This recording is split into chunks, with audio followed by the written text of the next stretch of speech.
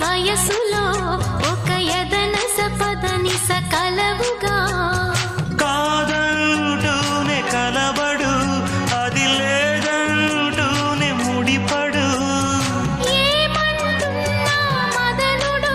తెగ ప్రేమించాక వదలడు చూస్తా సొగసు కోస్తా వయసు నిలబడు కౌగిట అబ్బని తీయని దెబ్బ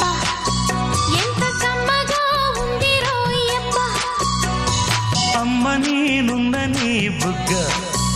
ఎంత లేతగా